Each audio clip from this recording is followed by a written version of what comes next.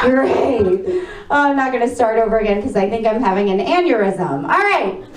So another ground rule that we're going to have fun, guys, okay? Can we agree not to get offended here tonight? Yeah. Yes? Yeah. Thank you. If you want to clap and cheer and laugh, we love that. It gives us energy, okay? But the acoustics here, for every little thing you say, it's really loud. So if you want to laugh loud, that's awesome. But everything else, try to keep it to a whisper because it's a little distracting when we're up here slinging jokes about dicks and you guys are having conversations about food, okay? But yeah, we're going to agree not to get offended. I live in the great state of Delaware right now. Anybody else there? Oh, we got a cheer for Delaware? I'm so sorry. I'll speak slowly then, all right? Yes. Delaware's the first state, but also the worst state, right? Yeah, it was the first state to ratify the Constitution. The last state to do anything right since, including their educational system. Woo! Any teachers in here? Yes, awesome. All the way in the back. Are you drunk yet? Okay, you must be a high school teacher. That's cool. All right, so one of the things in Delaware that I find very interesting is that they get offended a little easily. Am I right? Yes, people in Delaware get offended so easily. And you're just joking. I did a show the other day. True story, guys. And this little, like, pixie-looking thing comes up to me. She had a little thigh gap. You know, nothing's traveled down that canal, if you know what I'm saying. And she's like, you're funny, but we don't use the term mother anymore. We say birth person. Exactly, and I'm like, birth person?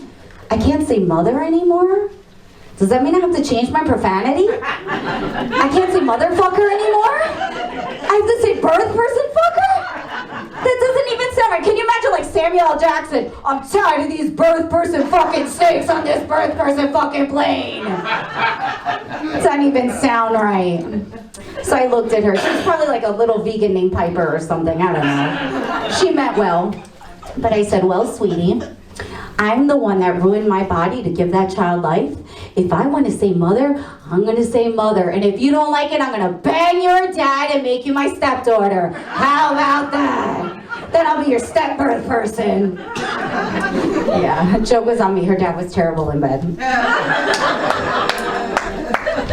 Things are getting canceled nowadays for this fake woke culture, right? Everybody's like woke and they're fake woke, and I wish they would go the fuck back to sleep. Really, I do.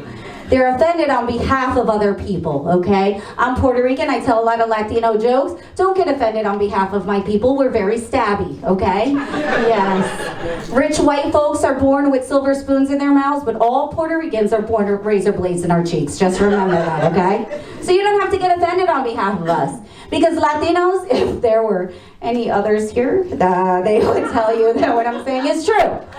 We don't get offended at all. Everything's getting canceled. Aunt Jemima, a syrup, canceled, right? Uncle Ben's rice, canceled. Washington Redskins, they suck anyway, so who cares about that? But they're canceled, right? But you know where we're gonna act like doesn't exist, guys? Spick and span.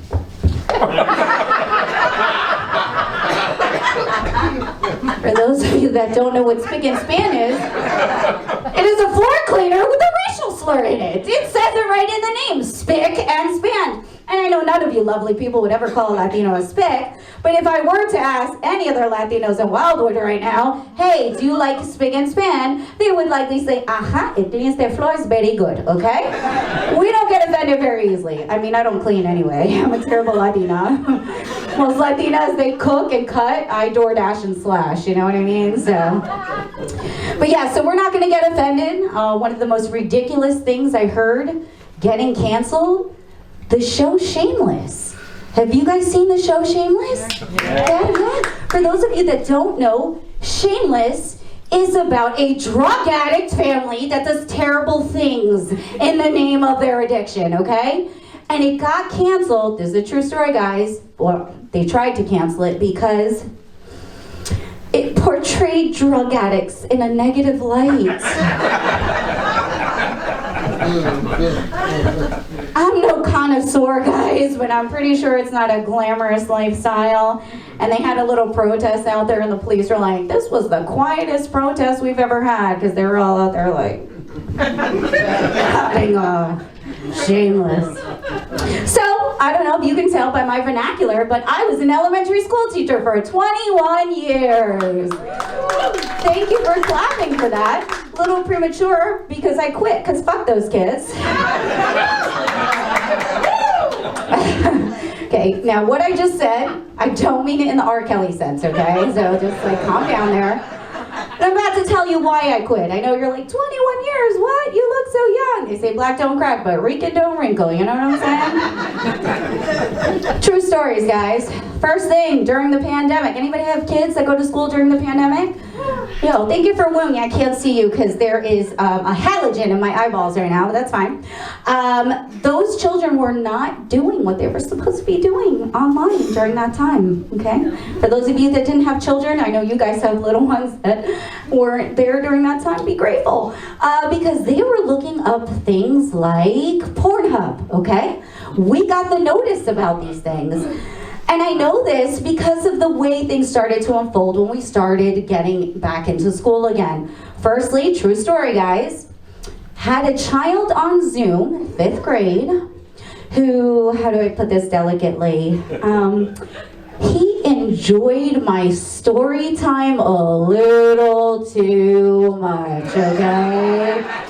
He did, okay? It was like, I saw the other kids' faces. I had to stop the Zoom. I had to pull him aside and say, oh, sweetie. And like, he wasn't like tamperining like a little, like he was like full outgoing. So I had to say, sweetie, you know, we can see you. It's a blanket, not an invisibility cloak, okay? And then, true story, I had to talk to the parents, had to talk to dad separately with my new principal on Zoom. And he said, hand to God, can you blame him if I had teachers that look like you? He didn't sound like Tony Soprano. I don't know where that accent came from, but I just froze and I said, sir, this is Zoom. There are filters, okay? There's a whole roadmap to menopause in person. And second of all, what are you doing later? He got it from somewhere. No, that part was a joke, guys. I know, a little bit, I don't know. But we went back into the classroom and we found some notes between kids, and we can tell that they were looking up things they were not supposed to. Again, 5th grade, 10, 11, some 12. I mean, they were there for a bit, but yeah, no judgment, right? So we find a note, my partner, teacher, and I, and it's between 2 children. And it says, another true story, guys, I want you to be mine. I'm going to hump you from the back. 5th grade, right? That's not the worst part. Whoever it was wrote back and said, be good at it. I didn't know whether to be horrified that there were 10-year-olds or the fact that a 10-year-old has better standards than I do. If you're gonna do it, be good at it, you know what I mean? Oh, goodness. So, okay, let's get a woo for the parents here. Woo? Yes, okay, lots of parents. Okay, hopefully that liquor gets your skin then, for sure. I am the mom of a 15-year-old girl. Yeah, Puerto Rican, so I'll be a grandmom soon. Woo! Or the scary part about it is she wrote that joke, so that I should be a little more alarmed by that. But she is a trip. Any parents of teenage girls in here? No, okay. Well, be grateful, because they will tear your soul right out of your ass, okay? They don't care. This little girl said to me the other day, I looked at her, she was doing something, I said, honey, you gotta do better. She said, I'm already doing better than you. At least I know who my dad is. I looked at her, I said, you thought you did. No? All right, cool. Her therapist didn't like that one either. All right. But yeah, so these kids, she looks at me at Christmas, again, with that smart mouth of hers, and she says, Mom, if I have kids, I'm not going to tell them about Santa Claus, because I don't think it's appropriate to tell them you can sit on an old white man's lap and ask for things. True story. And I looked at her and I said, oh, well, honey, how do you think mommy pays for All-Star Cheer? That shit's expensive, you know what I mean? Mommy needs a discount. So, yes. And I just want to say, these are her wonderful former cheer owners, coaches over here. They're wonderful. Round of applause for them, because they're amazing. And we're so glad they're here. And they were so wonderful with her. Any other parents of sports children's in here? No, children's play sports, yeah? You are. Okay, yeah. Yeah, but you guys were good. You guys remember my daughter. My daughter was the one sitting in the back when everybody was dancing and flipping around. She was like Elaine. She couldn't dance, she couldn't do anything. We had all these moms like, that's my daughter. They're looking through this little window. She's a level 87 tumbler. She does all this stuff. I was like, mine just rolled dead on her face and got a scratch. Your kid is not that great, lady. So yeah, good times. But she had a wonderful time there. And I'd like to say my bank account did, but it didn't, because, yeah, good times. We have a great lineup for you guys today. You guys are wonderful. You don't seem to be getting offended at anything, which is great, because if you were going to get offended, it was me that was going to offend you for sure. So you're an awesome audience. You're nice and quiet. Leah's here with the drinks. She just found out 2 minutes ago that she was doing this, so thank you guys. Round of applause for her. She is doing her very best, and we are trying our best here as well. I want to end my little first set with this. Where are my single people at? Anybody single in here? You got a woo? Okay. I was like, wait a minute. I don't know if I want to address that, so I'm going to pretend like I'm looking over there. All right. Good stuff. Okay, so my single people.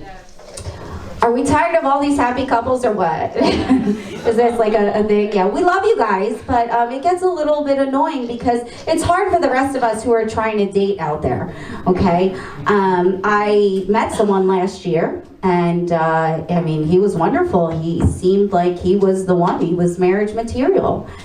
And his wife thought so too. Yeah, for sure. I felt judgment, guys. I felt judgment. I didn't know. I swear, okay? My friends back there will tell you, I didn't know he was married at the time.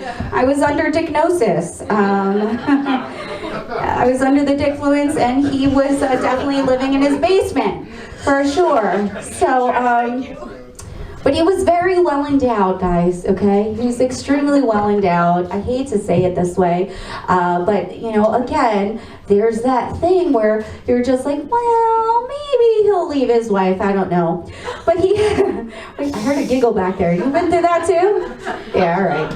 But that made me realize that I was identifying as something very different these days. I know everybody's identifying as different things, but I realize that I am attracted to narcissists, for sure. Anybody else? Yeah, okay, I was gonna say, my exes are dating somebody. Not very good either, because they're still calling me. So I now identify as a narcissexual, okay? Yes. So if anybody's single and a narcissist, hit me up after. All right. Are you guys ready for your next comedian of the evening? Oh, you guys are wonderful so far.